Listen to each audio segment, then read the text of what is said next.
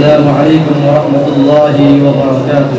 وعليكم السلام ورحمة الله وبركاته. إن الحمد لله على إحسانه وشكر له على توفيقه وامتنانه، وصلى الله على النبي الرحمن محمد بن عبد الله وآل آله وصحبه أجمعين. أما بعد، صدر محترم، ذمہ داران انجمن، میرے مشرق و مربی اساتذہ اکرام اور عزیز ساتھیوں، آج کی اس سالانہ مشترکہ اجلاس میں میرا موضوع سخن ہے مقام صحابہ. صحابہ اکرام دین کی اساس اور بنیاد ہے. یہی قرآن و سنت کے اولین شارع و ترجمان ہے. ان کی عدالت و صداقت، رشد و ہدایت، علم و بصیرت، روایت و درایت پر قرآن شاہد ہے. تاریخ کے اقوام کا جنازہ قاری بھی اس بات سے واقف ہے کہ سطح زمین پر انبیاء و رسول کے بعد صحابہ کی ایک اہم جماعت آج تک نہ پیدا ہوئی اور نہ ہی قیامت تک پیدا ہو سکتی ہے. صحابہ ان لوگ کہتے ہیں جنہوں نے رسول صلی اللہ علیہ وسلم کو دیکھا اور آپ پر ایمان لائے اور مرتے دم تک ایمان پر قائم رہے. حضرت عبداللہ ابن مسعود رضی اللہ عنہ اصحاب رسول کا تعارف کے الفاظ میں کرتے ہیں، وہ ظاہر و باطن میں اس امت کے برگزیدہ مخلوق ہے. ان کا علم سب سے زیادہ گہرا تھا، دنیا داری کا نام و نشان تک ان میں نہ تھا. وہ سیدھی راہ پر چلنے میں بے مثال تھے. ان کی زندگی سب سے اچھی تھی. اللہ نے انہیں اپنے حبیب کی رفاقت اور اپنی دین کی سربلندی کے لیے چن لیا تھا. ان کا مقام و مرتبہ پہچانو اور ان کے نقش قدم پر رہنما بناؤ. پیارے رسول صلی اللہ علیہ وسلم نے اپنے 23 سالہ دور نبوت میں صحابہ کرام رضوان اللہ علیہم اجمعین کی جو جماعت تیار کی تھی، یہ وہ جماعت ہے جو روز زمین پر سب سے مقدس جماعت ہے. صحابہ کرام کا یہ مقدس گروہ وہ گروہ ہے جن کا ایمان قیامت تک آنے والے انسانوں کے لیے ایک نمونہ ہے. جیسے کہ فرمایا گیا فَإِنْ آمَنُوا بِمِثْلِ مَا آمَنْتُمْ بِهِ فَقَدِ اهْتَدَوْا، یعنی صحابہ کرام ایمان لائے ویسے ایمان لاؤ گے تب ہی ہدایت یافتہ ہوں گے. صحابہ کرام یہی وہ ہستیاں ہیں کہ خود اللہ رب العزت نے رضی اللہ عنہم ورضوا عنہ کہہ کر انہیں ہمیشہ ہمیشہ کے لیے اپنی رضامندی کی سرٹیفکیٹ عطا کیا. یہ وہ مقدس ہستیاں ہیں کہ اللہ کے نبی نے کہا خبردار میرے صحابہ کو برا بلا نہ کہنا، کیونکہ تم احد پہاڑ کے برابر بھی سونا خرچ کر دو تب بھی ان کے ذریعے خرچ کیے گئے ایک مجھ یا آدھا مجھ سونے کے صدقے کے برابر بھی نہیں پہنچ سکتے. محترم سامعین، یہ تو وہی ابوبکر صدیق رضی اللہ عنہ ہے جو افضل البشر بعد الانبیاء ہیں. یہ تو وہی عمر بن خطاب رضی اللہ عنہ ہے جن کی قوت رائے کا یہ عالم تھا کہ کئی مرتبہ عرش الہی نے ان کے رائے گواہی دی. یہ تو وہی عثمان بن عفان رضی اللہ عنہ ہے جو شرم و حیا میں اپنی مثال آپ ہے.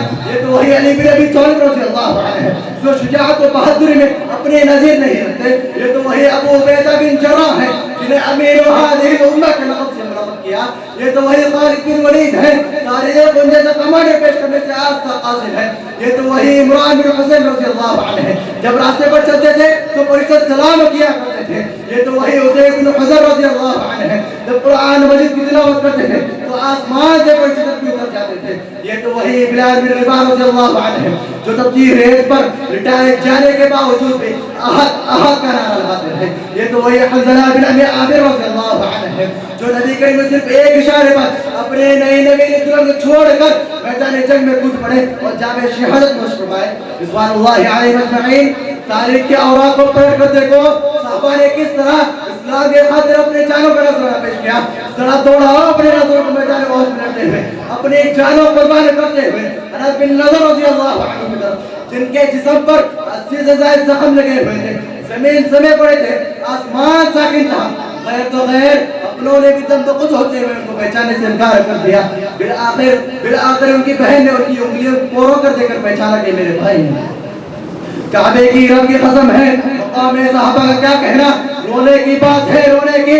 جب جنگ بدر میں کونین کے تاجدار نے جو مومنوں کو لڑایا تو نہ کسی کے پاس تیر تھا نہ تلوار تھی، کسی کے پاس نیزہ تھا، اگر کمان تھا تو چھوڑے کے تیر نہ تھا، اگر تیر تھا تو بچا بلی سرا نہیں تھا، لیکن تھا رب پر ایمان تھا، اللہ پر اعتبار تھا. انہیں کے متعلق عثمان نے کہا کافر ہے تو شمشیر پہ کرتا ہے بھروسہ، کافر ہے تو شمشیر پہ کرتا ہے بھروسہ، مومن ہے تو بے طیب پہ لڑتا ہے سپاہی. محترم سامعین، تاریخ کے آنکھوں نے بہت سی قربانیاں جان نثاریاں اور فرما بردہ نہ دیکھی لیکن نبی کائنات جناب محمد صلی اللہ علیہ وسلم کے ساتھ یہ قربانیاں جان ساریہ اور فرما بردار تک سارا عالم آج پر قاضر ہیں.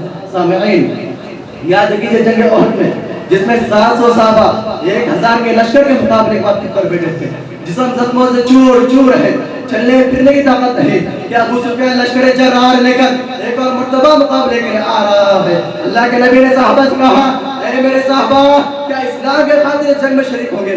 ذرا غور کیجئے میرے بھائیوں, ابھی ایک جنگ ہوئی ہے, اجسام مبارک زخموں سے سرخ ہے. ایسی حالت میں تمام صحابہ نے کہا, یا رسول اللہ یہ تو ہماری ایک جان ہے, اللہ کی قسم ایسی کئی جانیں اسلام کی خاطر اللہ کے نام قربان کر دیں گے. اللہ اکبر. ان صحابہ پر جنہوں نے اتنی بڑی قربانی پیش کی, رب کی قسم ہے دنیا میں کوئی ایسی قربانی پیش نہیں کر سکتا. محترم سامعین, صحابہ کی جماعت وہ مقدس جماعت ہے جب ان پر تہمتیں لگائی جا رہی تھی, ان کا استہزاء کیا جا رہا تھا, انہیں بیوقوف اور کمزور کہا جا رہا تھا, تو عرش والے نے ان کا دفاع کیا اور فرمایا, الا انهم السفهاء ولكن لا يعلمون, یہی لوگ بیوقوف ہیں لیکن وہ جانتے نہیں.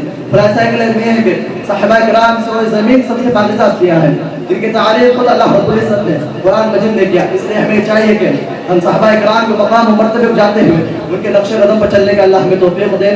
آمین یا رب العالمین. والسلام علیکم ورحمۃ اللہ وبرکاتہ.